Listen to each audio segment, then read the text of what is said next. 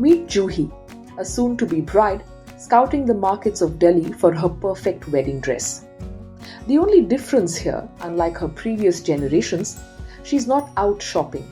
She's visiting Flyrobe, a clothing rental, an outlet that gives you the option to rent clothes for occasion wear. The initial idea sort of came across from my mom and my sister, and it was primarily of the same, just being conscious about what we buy, where we spend our money, and is it really worth it? And why not opt for a better option where you can get designer like lehengas for like less than half the price, and for that time period when you're actually going to be wearing it, and then you don't need them after that. You're never going to wear it to anybody else's wedding, so might as well let it be a circular economy.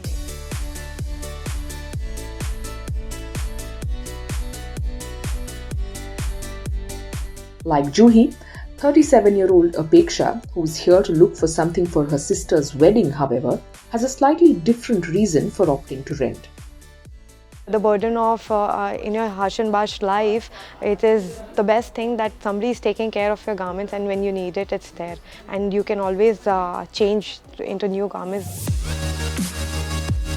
India has the world's largest population of millennials, a demographic like Juhi and Apeksha that's getting more and more drawn towards renting than purchasing assets.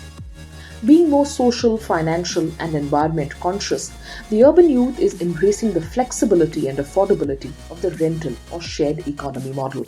And according to environmentalists, the expansion of this economy is good news for the planet. The environmental impact of moving from product to service is huge.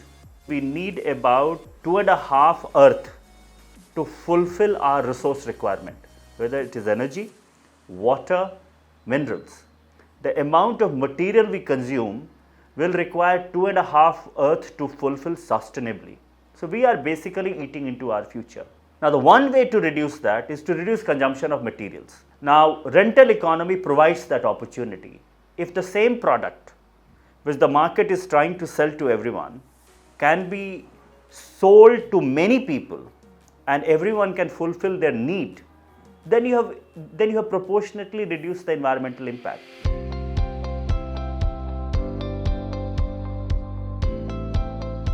According to reports, between 2016 and 2019, more than 100 companies came up in the online rental arena in India.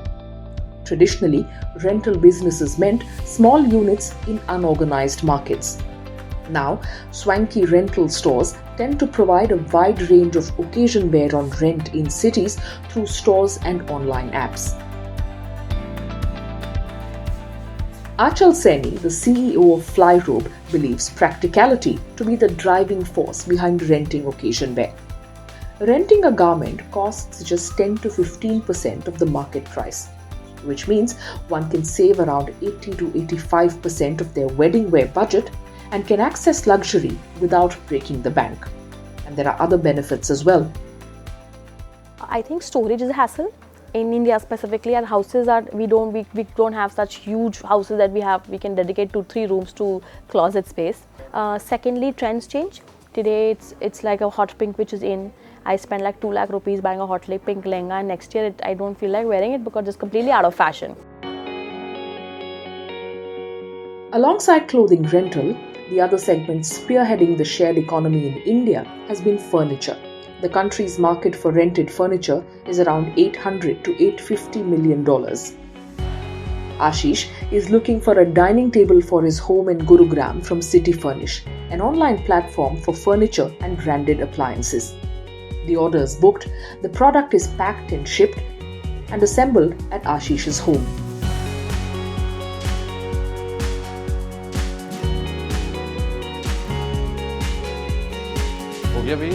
This works very well for Ashish, a consultant who keeps relocating to different cities for work. Practically everything in his current home, from furniture to appliances, is on rent. While he spends about 14,000 rupees currently as monthly subscription, buying the same furniture would have cost him about 8 to 9 lakh rupees. Little mini microwave, fridge here, which has been rented out, washing machine there. These are all brand new when they came. A sofa set here, which is a 5-seater. some shelves here which was rented out, 6-seater dining table here. Television rented out, I've got a cabinet rented out, and I've got a bed rented out, a double bed. And we come to the master bedroom. This bed rented out with the side table. I've got a TV rented out, and of course I've got my workstation rented out. Well, the hassle of owning furniture versus renting it out. These days furniture, furniture models keep changing. Just the sheer convenience of going on to, their app on the phone, selecting your furniture, booking it, having it delivered, just saved a lot of time and effort. The founder of City Furnish confirms how furniture rental in India has grown 5 times in the last 3 years. More than 80% apartments in India are either semi-furnished or unfurnished. So if any tenant is moving into a rental apartment, his majority of chances are that he will be moving into an unfurnished place. So all those are ideal target segment for furniture rental. So that's how we arrive at this number, that there are 9 crore people living in this metro rental apartments, of which 80% are unfurnished. And that's an ideal market for furniture rental.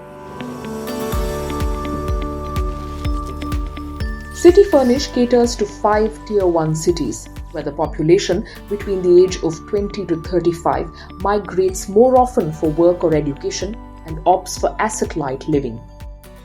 The average age of homeowners has increased from 25, which was like 10 years back, to close to 32 years old. So an average Indian is buying a home at 32 years old. Because of that, they're staying longer in rental apartments. And with a higher disposable income at their end, they want a better lifestyle. So they don't want to do a compromise on their lifestyle, but at the same time, they want the flexibility which furniture rental offers. Founder of Renticle, another online platform for renting furniture and appliances like cameras and laptops, believes that it's in the last 5 to 10 years that the shared economy has really taken off. We did a dipstick survey among our consumers, and what came out very clearly was that this generation wants to spend on healthcare, on entertainment, on travel, on gadgetry, on experiences. That was the most important thing which came out. Not that I want to own 1 mansion or 2 houses or 4 cars. So it's a clear shift of mindset and preferences between when I was, 20-25 years old and this generation which is coming up now. When it comes to wooden and metal furniture, however, as Bhushan points out, India's always had a robust recycling system. Old furniture markets like these ones, Shaheen Bagh and Amar Colony in Delhi, can be found in most cities where the old is refurbished and sold at a discounted price. But the challenge still lies in meeting the demands for new furniture sustainably.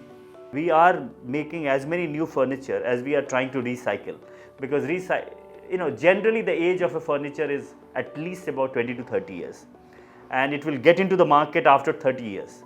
So that recycling volume is still low compared to the new furniture that we are bringing in the market. However, the hope is that, like old furniture markets, a thriving rental market will help address the larger ecological questions. There is a huge illegal timber market in India.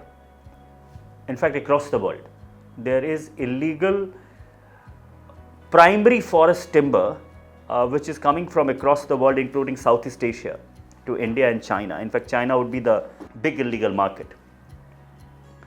Now, refurbishing furniture means that we are reducing that illegal logging that is happening.